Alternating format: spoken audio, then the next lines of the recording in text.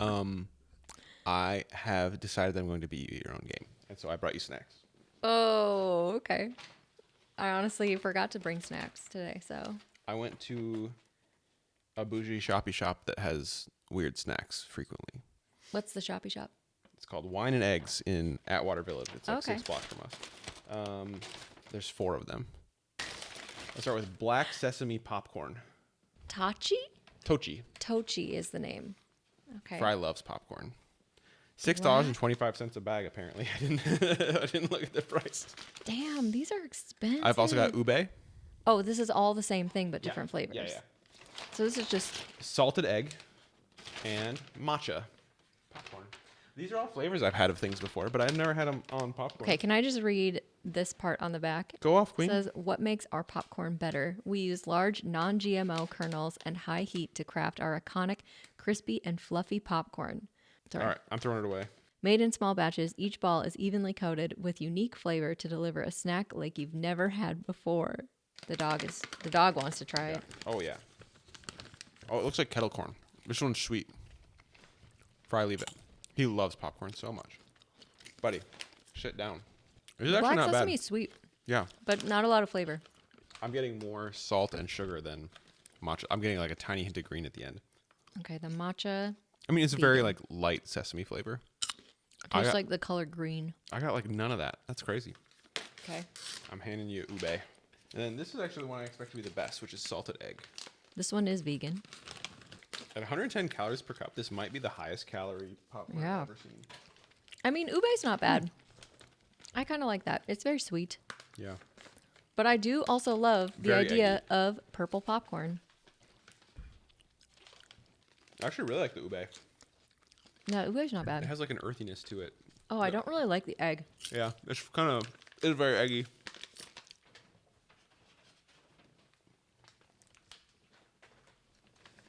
Give them a rating. Fry rates it 0. It smells great. Tastes bad to fry.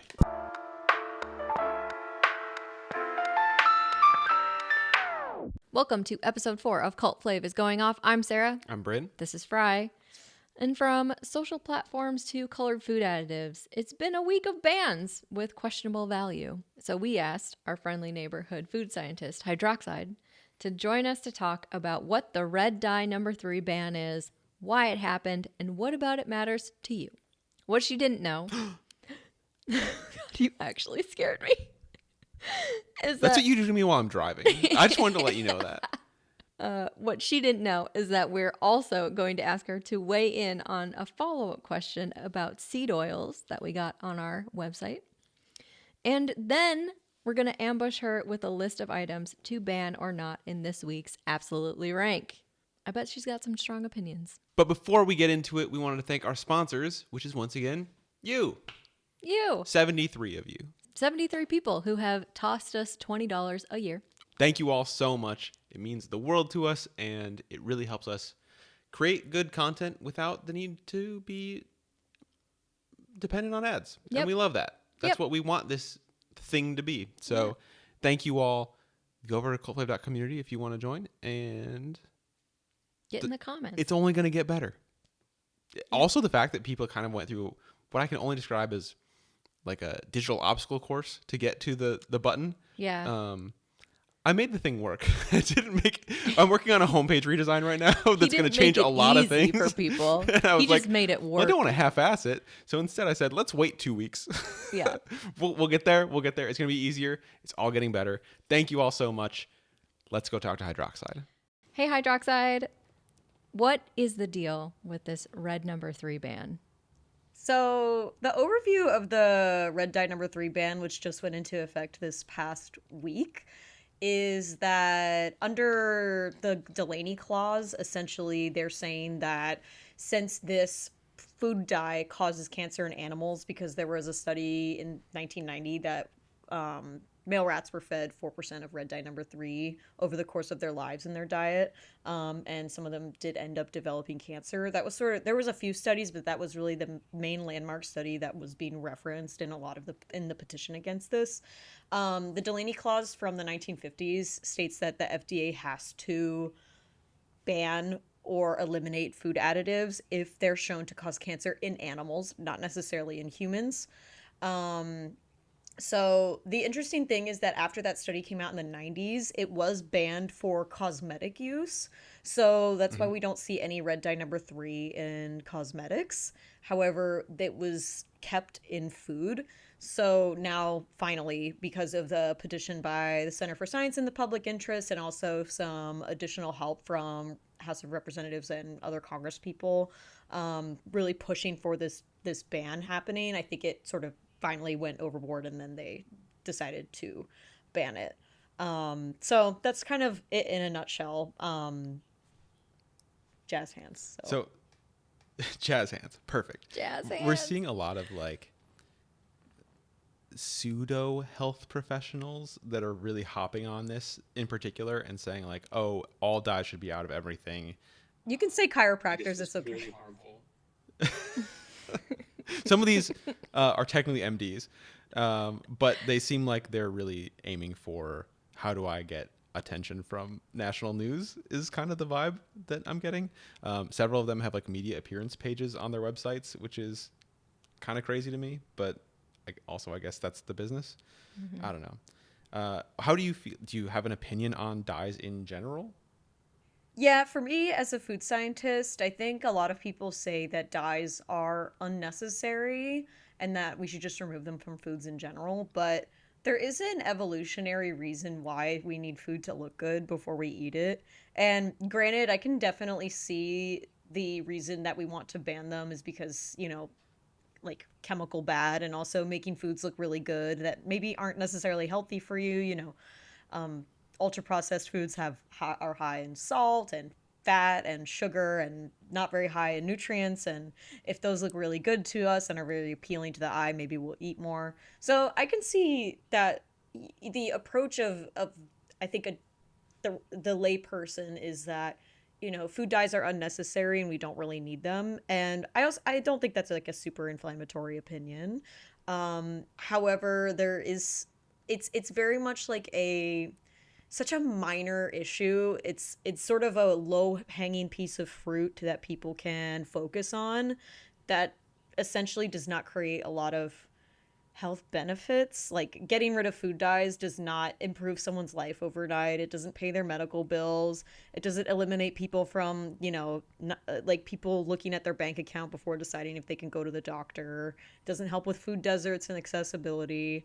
And even still, another point that I have to bring up, which some people will always contest me for, is we haven't done a lot of studies on natural food dyes. And, people think that stuff like we can just use beet juice or we can just use this or that. But what if we need an oleoresin? What if we need something that's oil soluble to dye something? Because when you're making a food product, you will have to find a certain avenue in which to color that food, whether it's a water soluble color or a fat soluble color.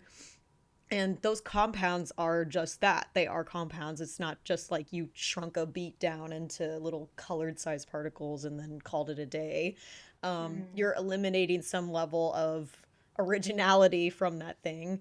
And there's a lot of other things in mind that come from that, more impact on the global south having to grow certain products in order to have them shipped here, in order for us produce dyes.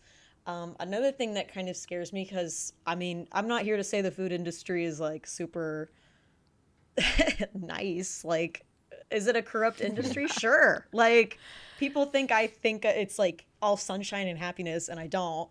I could also see it being a reason that companies start to jack up prices, even if natural colors are cheaper, which most of the time they aren't. I could see them being like, well, the food's dyed and it has natural colors now, so let's add $1 more onto that, even though it's only costing us 2 cents more to make.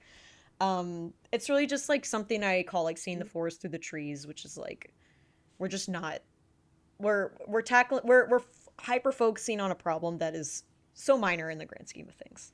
Do you know what red dye number 3 is made out of that's got everybody so up in arms about it? So red dye number 3 is erythrocene. I think a lot of people also think it's red 40. So they think it's in everything. Red 40 is the most common of the reds. It's your hot Cheetos. Yeah, everyone thinks this is in hot Cheetos. Yeah. Like I made a TikTok about it because red dye number 3 is in very few products. I mean, it's in hot tamales.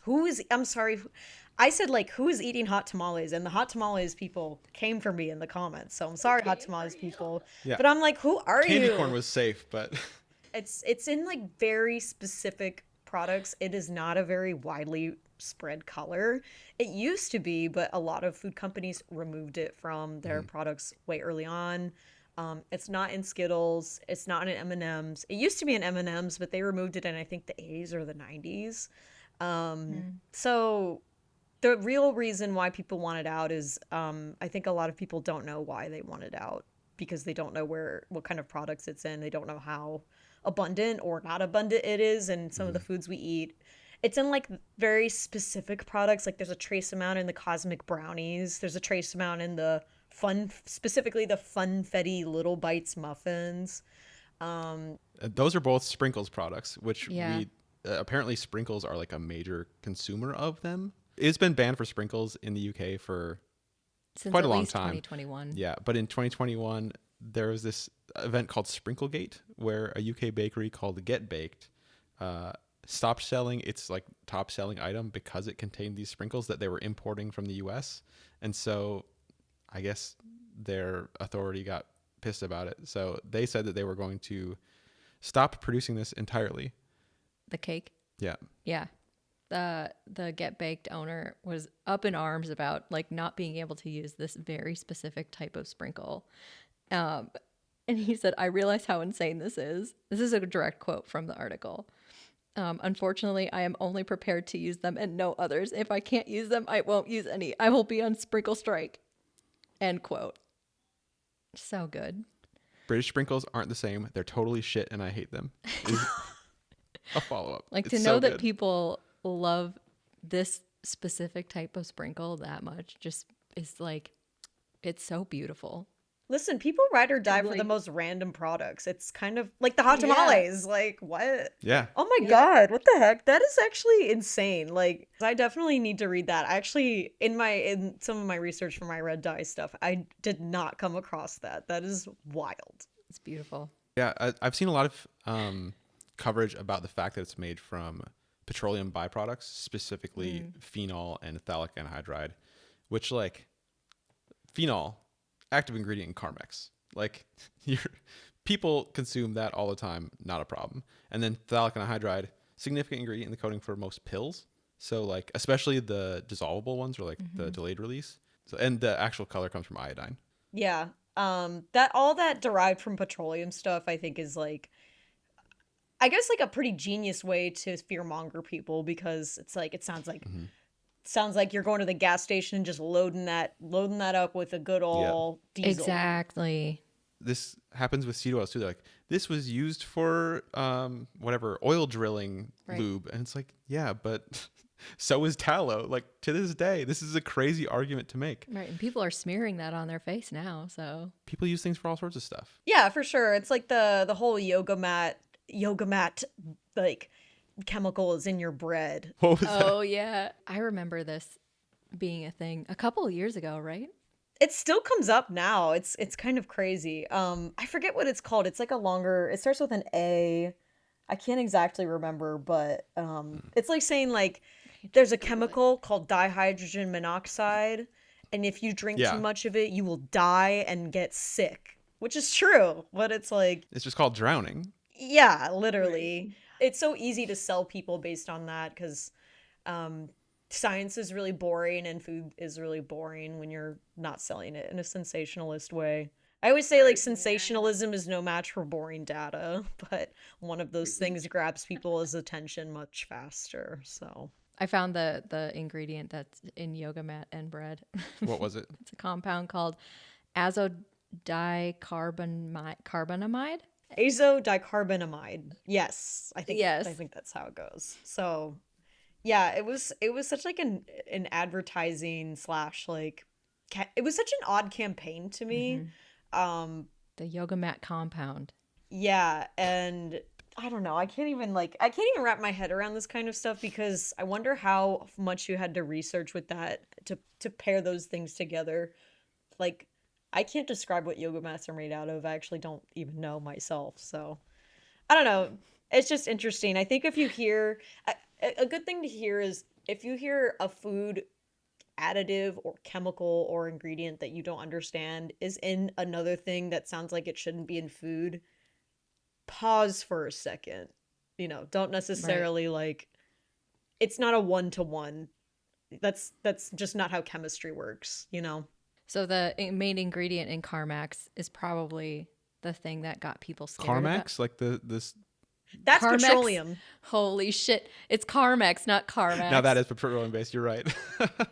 So people saw red dye number 3 having this like main ingredient in Carmex, and immediately they were like, petroleum bad.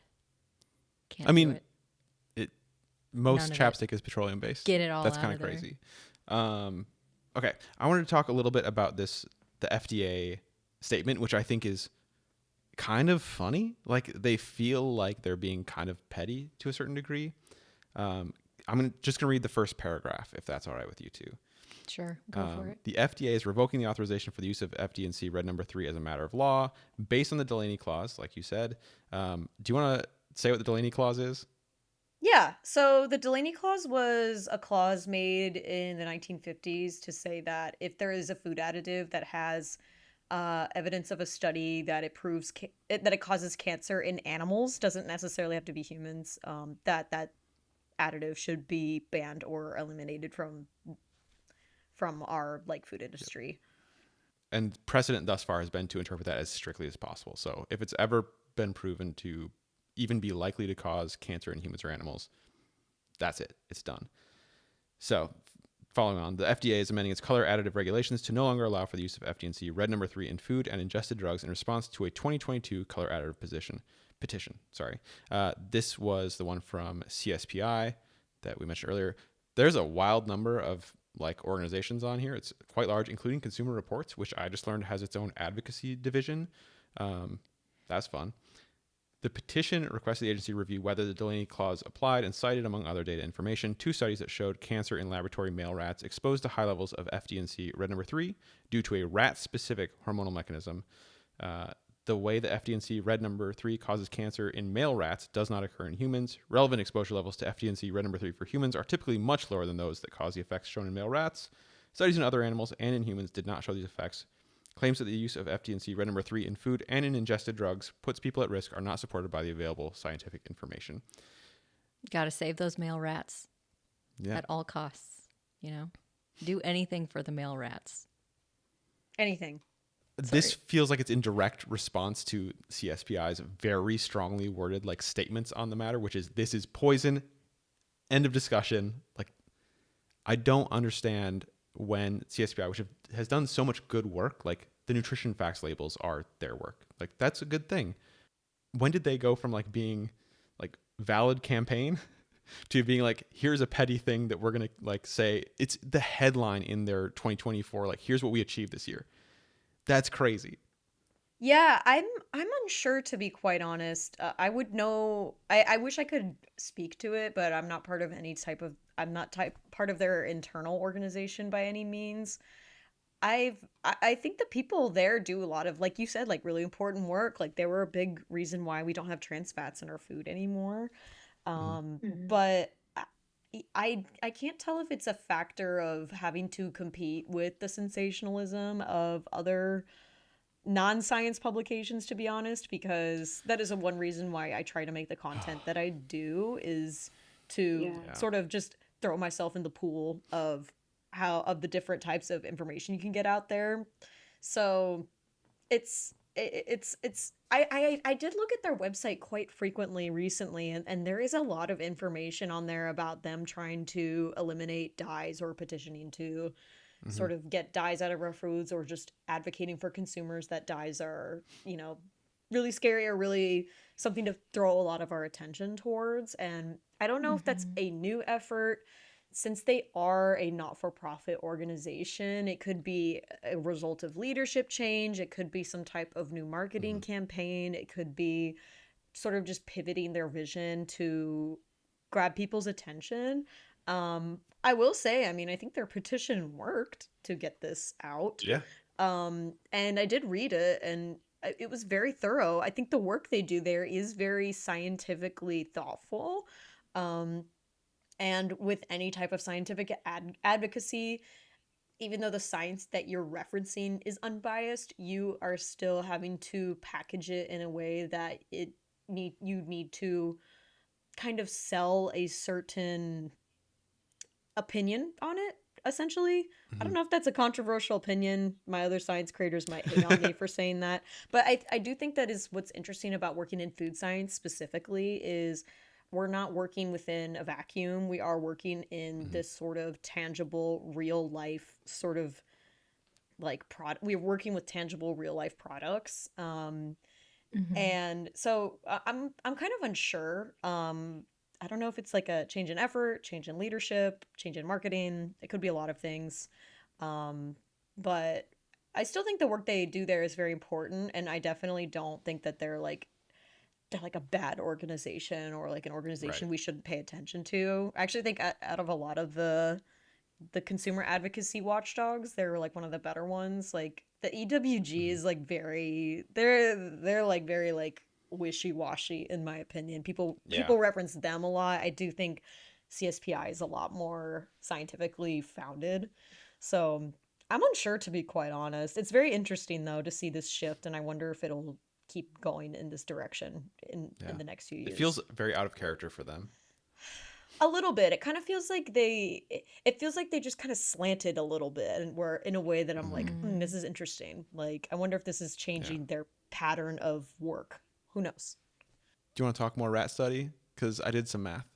I do kind of want to. I want to Okay. talk a little more rat study. So 4% of the male rat's diet over the course of their entire lives caused them through a hormonal pathway, and I think it was TSH stimulation Oh fuck if I caused know. cancer.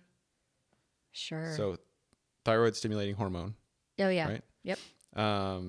There's no way to, in a vacuum, reach 4% unless you're just consuming it raw. The best source of red dye number 3 that I could come up with was just candy corn, like the most widely available one. And I found that to get my diet to contain as much as a percent of a normal diet, I would have to eat 11 bags of candy corn at every meal. Every meal. Every meal. 3 meal, assuming you're eating 3 meals a day to get your 4%. Well, whatever amount I'm eating. I'm just assuming like 1.5 pounds of food at a meal, which Jesus is like Christ. a little over the average, but I was trying to be conservative. Jesus Christ. And then the previous max amount recommended by the FDA was 2.5 milligrams per kilogram of body weight, or 2.5 parts per million. The EU actually allows you to have 10x that in their recommendations, which I thought was fun. Allows or recommends 10x that. But to reach this limit, I would still have to eat 7 bags of candy corn per meal. Damn. That's a lot of candy So corn. you're not reaching anywhere near this, even if you did have that hormone like pathway. The diabetes would take you out way sooner than the Right? cavities. You'd probably have some kind of, your dentist would hate you. Well, this is literally kind of the point I'm getting at, is like the things that people are concerned with. Hyperactivity often correlated with sugar. Like it seems like it's maybe a correlation. Correlation. It seems like it's probably a correlation. I almost did it again. It seems like it's definitely a correlation versus causation thing, right? Like this is the same thing with seed oils. Seed oils are getting demonized, but it's because of the foods they're in and the way people consume them, not because of the inherent negative effects. Yeah, it's not translated in a way that I think would really impact, like you said, like that would be a lot of candy corn. And same with the red 40 studies were done where it was tested only in children, mostly in children too, where there's one particular study that gets referenced a lot where they drink like a glass of like diluted red 40. There's like a very weak correlation to hyperactivity in children because of that. And in my head, whenever we're like, we should remove red 40 to get rid of the hyperactivity in children, I'm like, how about get them off their phones? Like, I don't know about you, but TikTok has certainly ruined my entire brain, probably. So obviously that's an anecdotal piece of evidence. I'm just sort of I'm joking here, people. I'm alled to joke. I'm a scientist. I love that you have I'm to allowed to joke. I'm a scientist. I Is a love that you very have to good quote. preface it too, like just in case people aren't aware of this. It's a joke. Yeah, I'm also just a silly person, I guess. Can't you tell? So yeah, it's that's a lot of candy. That like kind of boggles my brain how much candy corn that is. It's amazing what people will feed rats. Like there was one of my favorite studies I've ever read suggested feeding people with obesity issues 25% PTFE, like 25% of their diet, just PTFE, because it will pass directly through your body because it's not bioavailable. And I thought that Holy was shit. incredible with the way that people are so terrified of PTFE today. That's what? Replace 25% of your diet with just straight PTFE Move over, because Ozempic. We've because got it a will new take up hot enough drug in space town. and you'll feel satiated even though it's not bioavailable and you'll just poop it out. Whatever happened to fiber? You know, we don't digest that either. Going back around to the TikTok thing, have you seen any of the like TikTok nonsense that's going on around about the I'm sure it's your red comments. red dye number 3? Yeah. The wonderful thing about TikTok is, for at least my own comment section, they're usually pretty. They're usually kind of a little bit more willing to listen, I think. However, I've seen a lot of I think it's specifically the comment sections on like news articles where they'll just state like red dye number 3 has been removed for cancer rat studies, and then a lot of people being like, this is why our system's poisoned, and like that's why we're struggling so much. And I get it, because when you see, if I saw something like that too and I wasn't informed the way I am, like cars are a subject I don't know that much about. If someone said like this specific ergonomic way that you sit in your chair will give you scoliosis, then I'd be like, oh my god, that's horrible, no wonder everyone's back hurts all the time. And that's how you get into chiropractics. No, not the chiropractor. Hey, if you ever want to feel good about yourself, you should apply to be a chiropractor, because their school acceptance rate is 100%. I'm sorry, I'm a chiropractor hater. Take me to the brig, people. Take me to the brig. That's okay. I'm just saying, though, the people who are like the health expert on like a podcast talking about these sorts of fear-mongering wellness things, like half the time they're a chiropractor. They're not medical So good. scientists or medical. They do not have a PhD and MD in sight. They're just making videos of like girls in Lululemon leggings on Instagram. Getting their backs cracked. Oh my god. What a weird Yes. life. Vaguely, It's horny adjacent content it's for sure. very horny adjacent. ASMR? No, not that. No. That's not what that means. When I love how chronically offline you are. Yeah. You're my favorite person. I'm not online very often. That's good. We need you. We need you, please. Your brain is probably so spongy and wonderful. Pliable. Yes, yeah, it hasn't been destroyed by years of staring at. No, but this is how I fall into like wellness traps though, because I believe what people tell me on the internet, because I'm like, oh, they've taken all this time to do this. Every once in a research. while, we'll get a package at our door and I'll be like, oh no. Like, here's a random thing that Sarah found that sounded like a good idea. Which also, it feels really weird to disseminate good data via TikTok. I'm like, do you feel like it diminishes your work? I'm always very like, what do I do with this? That is absolutely correct, but I think I also sort of see it for myself, like, even if I'm not necessarily saying things in the most nuanced, direct way possible, I'm at least planting the seed for other people. I'm at least planting the seed in a garden full of other seeds that are not the same as my seed. You know what I mean? Mm-hmm. So there's at least something there. I actually think this is a big drive to what I do is like science stopped being like fun and educational to the general public a long time ago. Like the smarmification of things has become very real, and it's something that I think has made people less susceptible to learning about science. And Damn it, millennials. I think I'm an entertainer, and I think humor and making people laugh will get them to be more willing to learn more than just stating something verbatim, because science is really boring, and sometimes scientists don't do a good job telling that information in a way that people think that they can add it to their lives. So, but maybe that's my other science creator hot take. So, I think that's all we have for our segment on red number 3. Is there anything that you want to say before we move on to the next segment? Yeah, so if you're someone who I understand if people are concerned about red dyes, and if you're that person listening to this, if this settles you in any way, it's not going to make a big difference in your life unless you really are eating 7 bags of candy corn per meal. That's for his weight too. Yeah, so if you're doing that, I think I would talk to a medical professional. And Cool. I think I guess my last point is let's try to focus our efforts towards more systemic issues in terms of food access, food safety, and you know, people getting time back in their day in order to learn about food and shop and cook at home, which is really where a lot of healthy eating starts. That's our whole deal. Thanks for setting us up. Yes. Yeah, of course. Okay, we have a listener question for you. Yes. This came up after our first episode on algae oils, and Kirsten asked, I desperately need help explaining to my granola boyfriend that seed oils aren't bad. Any chance you guys can super break this down? ? I know you already touch on oils a bit. First things first, I mean, gotta get rid of that granola boyfriend. Yeah, I think so. But what did you want to say, Hydroxide? That's the real ingredient you need to get out of your diet. That's funny.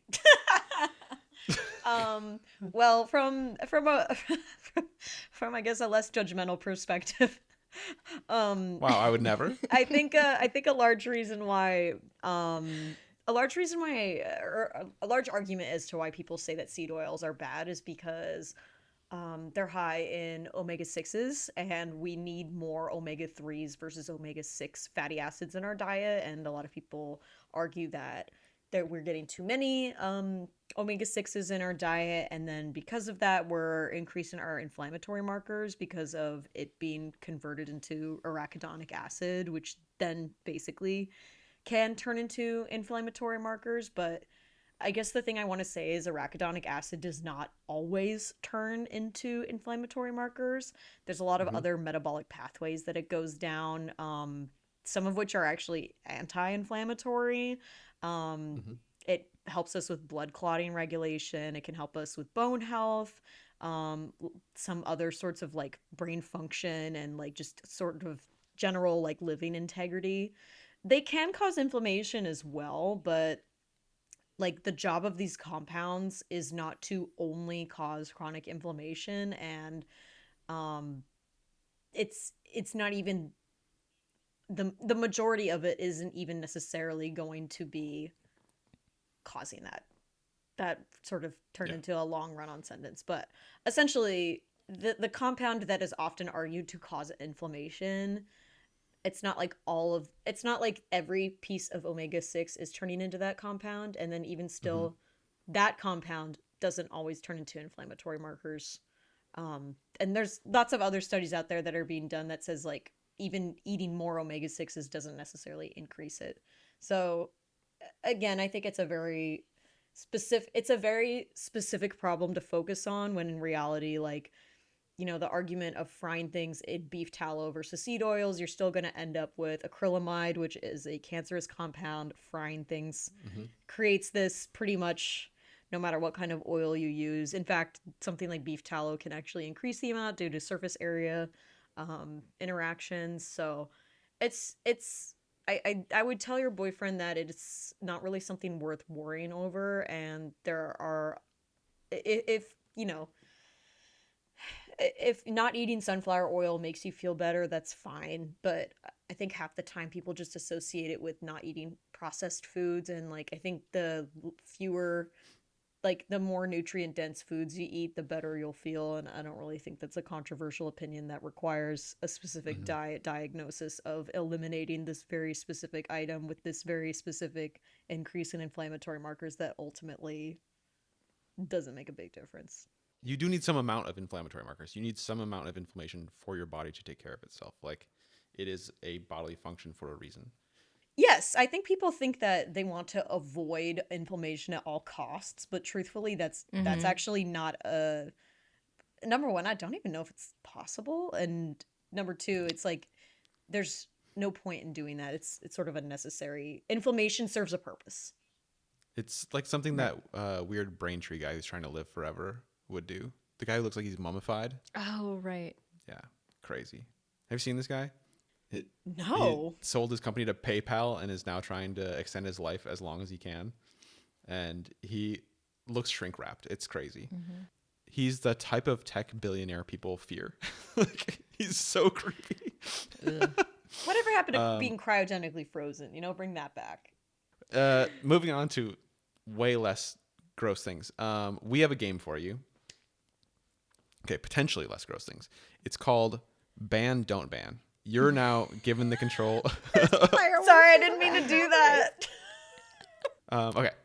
Ban, don't ban. You have the ability to choose whether or not to ban anything. Let's just say in the United States, just for convenience's sake. Let's say the world, because that's more fun. These things can either no longer exist or they can be whatever. I don't know. It's very simple. I don't know why I'm explaining this. Yeah. The only answer we're looking for from you is, should this be banned? Should this not be banned? And then if you have any comments on the side. Great. Cool. I'm sure All right. this won't interact with any nuance whatsoever. Nope. No nuance. None. No nuance, just bans. Red dye number 3. Let's start there. Easy. It's banned already, so I guess ban. Sure. All right. Red dye 40. Don't ban? Don't ban. Don't ban. TikTok.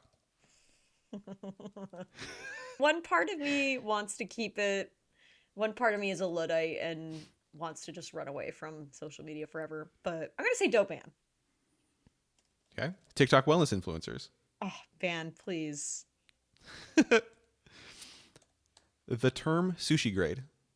Ooh, ban. It doesn't mean anything. Define it. How about that? That's my third answer. Okay, can you dig a little bit deeper on that? Because I have no idea why this is such a controversial topic. This is a new one for me.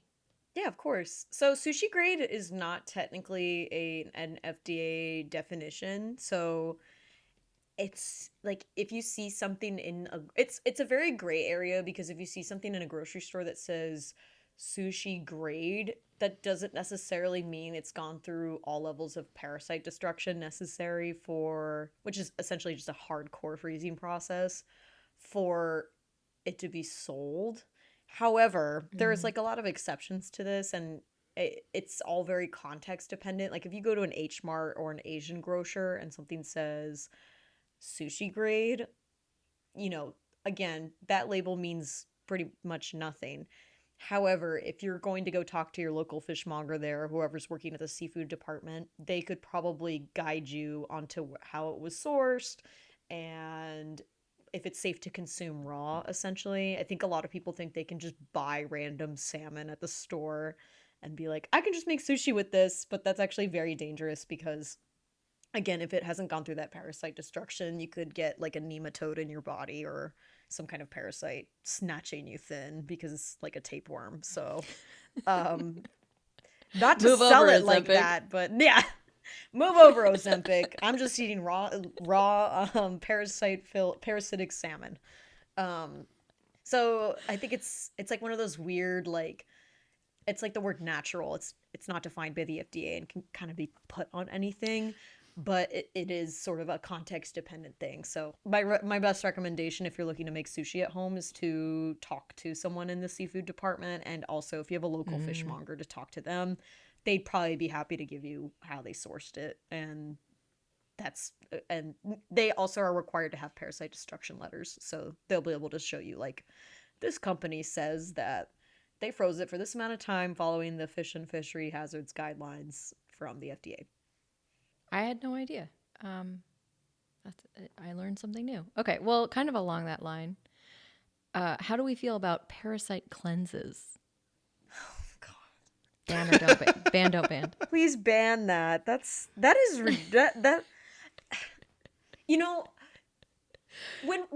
I will say though, when wellness just turns so insane like that, there's part of me that sort of just respects the insanity. Fully committing to the bit. Yeah. Like, please do not do that. Ban that. That should not be allowed. Do you want to say why people shouldn't do that? It's so bad for you. You're gonna like deplete yourself of nutrients. Don't do that. Doesn't it also destroy the lining in your colon? Or is it small intestine? Or is it large intestine? I should read more. I am unsure where it would destroy it, but people are talking about the gut microbiome these days. That is not a way to help your gut microbiome for sure. So no parasite cleanses. Don't do it. Please don't do it. Ban. Maybe that crunchy boyfriend is the parasite cleanse. Wow. Wow. Oh no. Coming back around. All right. Raw oysters. Okay, I'm gonna say don't ban. I personally do not eat them, and I also think they are very unsafe. Okay, have I eaten raw oysters before? Yeah, I've had them once. And they were fine. I don't really get the hype. I think they're kind of overrated, to be quite honest. But I'm going to say don't ban, because there is some level of culinariness to it. However, I think in the vast majority of people should not eat them. Grilled oysters. Keep those. Don't ban. I've never had that, though. I've never tried that. They're Yeah, not. me They're not as neither. good. I would Honestly, if you don't assume get the so. hype of raw oysters, they're not better. Raw meat. See, okay, this is why it's hard for me to say ban, don't ban, because Yeah. of course I'm gonna yammer on about stuff, but No, this is what we want though. oh, okay, great. So, a rare burger, don't eat that. Mhm. Don't eat raw ground beef. Eating a mooing blue steak is a little better. It's still a risk. There's risk levels to foods. And I think if you're someone who is not immunocompromised over the age of 20, under the age of 55, lots of other factors, I think there's a way to have it, because the other thing too is food is also a cultural conversation. And for me to say that something is automatically unsafe when many cultures have been consuming it for a long time, which doesn't necessarily mean it's safe. They're What? Not everything my grandma ate was good. Yeah, I remember I have this really funny story where my aunt told me that my great grandmother during the Great Depression caught a snapping turtle and made soup out of it. So I was like, someone out there was eating snapping turtle. I can't say whether that was good or not, but I'm gonna say don't ban, just as long as you're not eating ground or mechanically tenderized beef. So tartar. I think beef tartare has some levels of safety it can go through, but it just carries inherent risks, and you can still get E. coli and salmonella with it. So it's not really considered safe to eat, but I don't know if I would ban it, because that goes into a much larger cultural conversation. How do you feel about fake meat? Oh, okay, well, now we're really getting into it. So, okay, because I could talk about this for a while. So some states like Florida and some countries like Italy have already banned. And when you say fake, do you mean lab grown or do you mean like impossible meat? I guess Go off. either one. Yeah. Okay, so lab grown meat is the one that's been banned already in certain states and certain countries around the world. And the big piece of like the most important tea that comes with lab grown meat is that shit ain't coming out for at least another 5 to 10 years. People think it's looming on the horizon. Like, working in plant-based has made me read so many patents, and so many of them are just like basically buying real estate that they don't use, where they say they're using this type of technology, but in reality their scale up is so like rudimentary, it is so behind, it is so slow that there's a very specific lab grown meat company that is saying that they're going to have something released commercially soon. That ain't happening. That is not happening anytime soon. They do not have the scale up technology to get lab grown meat out to the public in a large amount for supply chain purposes for a very long time. That technology is going to take a while. So it's sort of like these really quick bans happening, I think, are sort of like overreacting to something that is like really not going to be around for a long time. So I saw CSPI's got a couple of those pending as well. interesting. I mean, I do think since it is a fairly new technology, that it should be rigorously studied for safety. However, like, I think there's sort of an overreaction to it right now, when in reality the launch date for something like that to the general public, like, it's been in some like Bay Area restaurants, but then they've even taken those out because, yeah, so it's not going to be something we're going to have to deal with for a very long time, despite what companies may be saying on their fundraising rounds. Right. Yep. VC is a weird game. How are we feeling about the plant-based? Yeah. Plant-based meat, I worked in that industry quite a bit. I did some product development there. In terms of the actual products, I think what was so fun as a food scientist working at a plant-based meat company was getting to make products that have never been seen before. Like, I have a plant-based version of a product that I still don't think exists to this day that I got to work on. Unfortunately, I think it's been shelved forever, so it will probably never see Oh, the light dang. of day. Plant-based oysters were too good for this world. I get it. Oh god, that sounds horrible. There is plant-based calamari out there though. It was but actually just oyster mushroom. It was very it's straightforward. just oyster mushroom. Wait, that's actually so true. Yeah. Yeah. So there is a part of me that feels that sort of waxes poetic on that time, but in terms of the marketing strategy, they failed miserably. They did a terrible job marketing. They don't know who their audience is, and they still don't. They don't know if it's families. They always said it was flexitarians, but the selling point was always that it was more environmentally conscious. And with American buying trends, they just don't purchase things that are, they like, the number two things that Americans purchase their food on is cost and health. So like protein, fiber, that sort of thing. And Right. if you can't get to price parity with animal meat, you're kind of donezo. So it was just like this huge piece of, it was, the plant-based meat world was filled with a lot of delusion for a while, I think, because of all that venture capital that was just hemorrhaging in like the 2010s. That was just like, Yeah. oh, you have a stupid idea for a company, here's your seed fund for $15 million, and then thinking that was going to last forever. Another reason why I think there was a lot of foolish business decisions made on the plant-based meat end is because in COVID there was that meat shortage because of factory workers getting sick and a lot of other supply chain issues. So, and sort of the grocery store tourism, because we had nowhere else to go, of purchasing new products. So plant-based meat thrived in 2020, and to expect those trends to continue when the world opens back up is, to me, a foolish business decision. And Where are we going with ban, don't ban? oh, don't ban. There's nothing wrong with plant-based meat. Ban ban the people in making some of the people doing the company work, I would say. Some of them, not all of them. I met some wonderful people in that industry. This one is actually a today one. I read a takedown on generally recognized as safe, and I'm curious how you feel. Generally recognized as safe. Ban, don't ban. Ooh, that's actually that's a good one. Do you want to talk about user fees next? User fees? How the FDA makes its money by like the companies paying them for certification. I Yep. know. Grass is like, I think I'm gonna say don't ban on grass, but I think it needs an overhaul. I think it needs a new system of evaluation, and I also think the rigor and criticism of it, I think there needs to be longer timelines in between approvals. That's my opinion.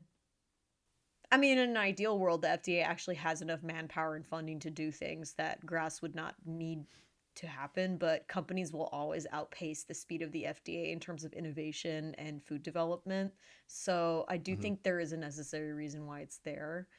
However, I think the way it's run currently could use a lot of work. Okay. How do I feel about raw milk? I think I already know this one. It should be banned. I don't know why it's not, but it's banned for, I think, interstate commerce. But there's been a 20-year campaign that a lot of states have legalized it within their jurisdictions. So it's very worrying. I don't like it. Wait, why should it be banned? Kind of like what I was saying with beef tartare earlier, where, there's sort of a nuance to it. There's a culinary nuance. Raw milk, I would argue, does not have any nuance. It does not help you with probiotics. It does not help you become healthier.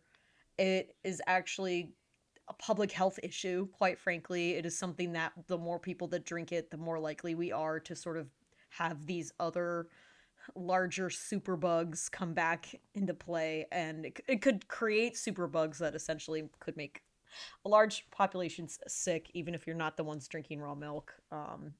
It's the most disturbing thing I saw from Food Safety News recently was there was a salmonella outbreak that happened with raw milk in California last year. And when they were summarizing the data from like, I think it was like 2023 fall to 2024 winter, the median age of people who got sick was 7.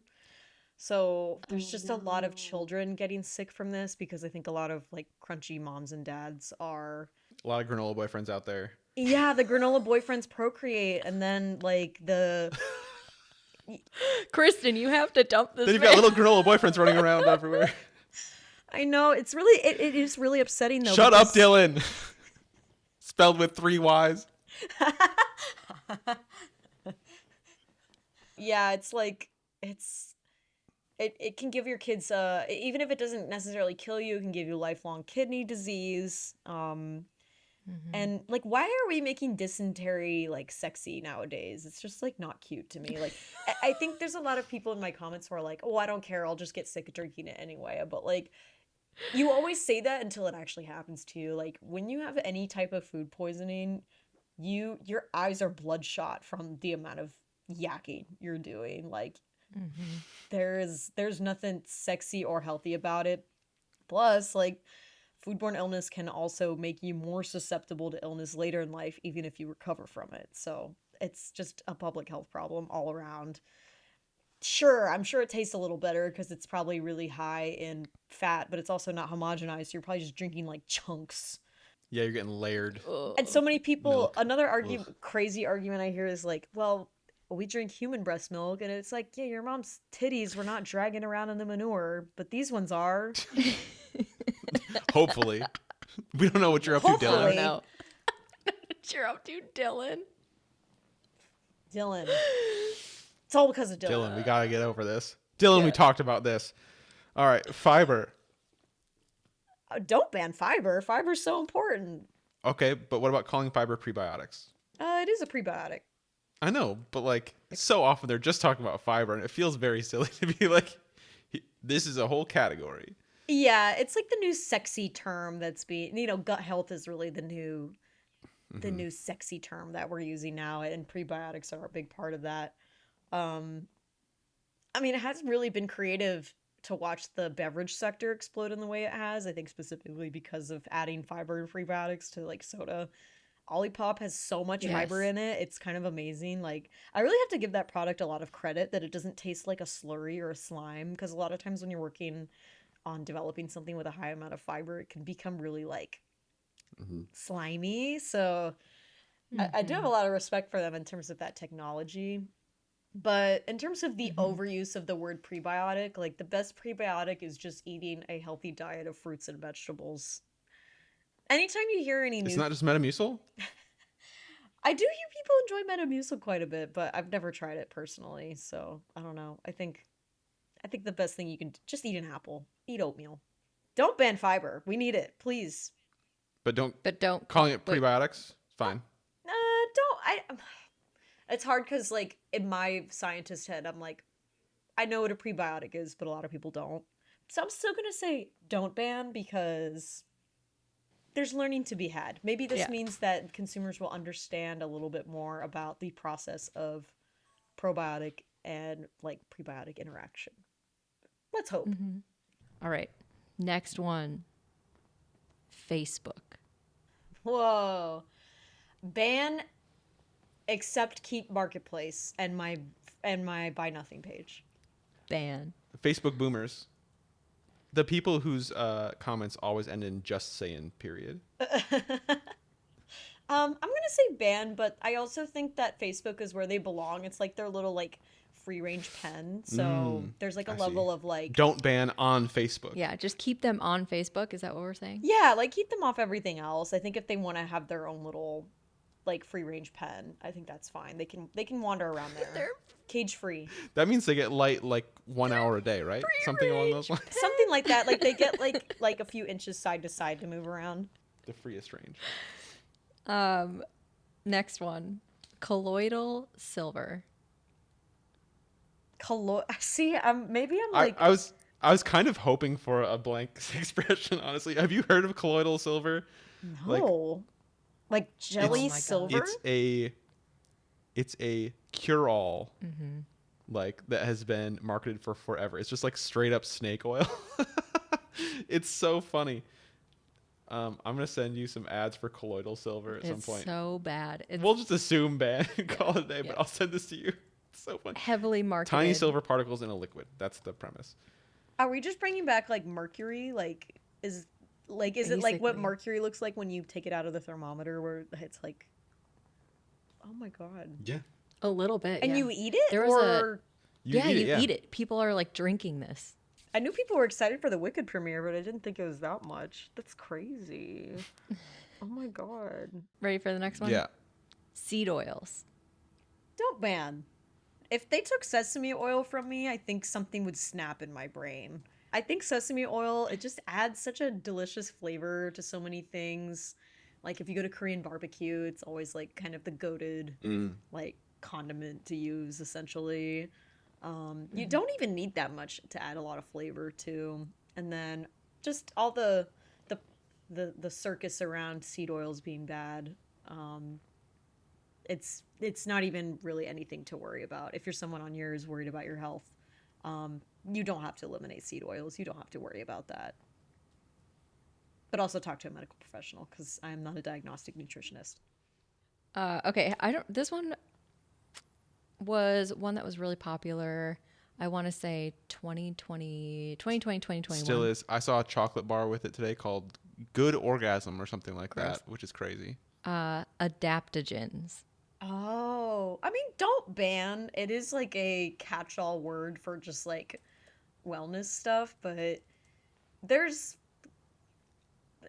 some level of legitimacy to it, but in terms of how it gets co-opted by like businesses in order to sell a product to you is pretty ridiculous.